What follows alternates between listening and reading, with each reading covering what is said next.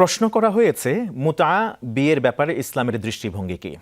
মুতা ইংরেজিতে যাকে বলা হয় contractual marriage for the time being, কিছু সময়ের জন্যে বিয়ে করা। এখানে দুটি বিষয় স্পেসিফাইড থাকে, একটি হচ্ছে কন্ট্রাকচুয়াল টাইম, স্পেসিফিক টাইম থাকে, আরেকটি হলো মোহরানা কত হবে সেটাও নির্ধারিত থেকে থাকে।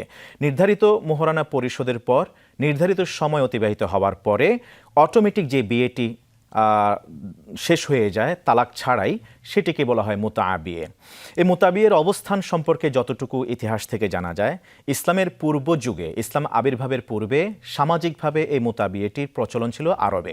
কিন্তু ইসলামের প্রাথমিক যুগে যখন সাহাবিদের অনেকেই দীর্ঘ দিনের জন্যে সময় বা মাসের পর মাস তারা দেশে ফিরতে পারতেন না, স্ত্রীদের কাছে যেতে পারতেন না যুদ্ধ বিগ্রহের কারণে, তাৎক্ষণিক তাদেরকে এই মুতা বিয়ে বা কন্ট্রাকচুয়াল ম্যারেজ তাদের জন্য বৈধ রাখা হয়েছিল। কিন্তু বিশ্বনবী মুহাম্মদুর রাসূলুল্লাহ সাল্লাল্লাহু আলাইহি ওয়াসাল্লাম তার জীবদ্দশায় এই মুতা বিয়েকে নিষিদ্ধ করে যান। কিন্তু সেটা সামাজিক ভিত্তি বা স্থিতিশীলতা লাভ করে খলিফা ওমর ইবনুল খাত্তাব রাদিয়াল্লাহু তাআলা আনহুর আমলে। এমনটাই সহিহ বুখারী মুসলিমের হাদিস থেকে জানা যায়। তবে এই মুতা বিয়ে জায়েজ হওয়ার পক্ষে শিয়াদের একটি কঠিন অভিমত রয়েছে।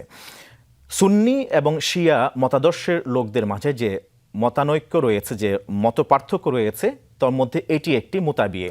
সুন্নিগণ এটিকে সম্পূর্ণরূপে মানসুখ হয়ে গিয়েছে, নিষিদ্ধ বা হারামের পর্যায়ে তারা জেনে থাকেন এবং আমল করে থাকেন।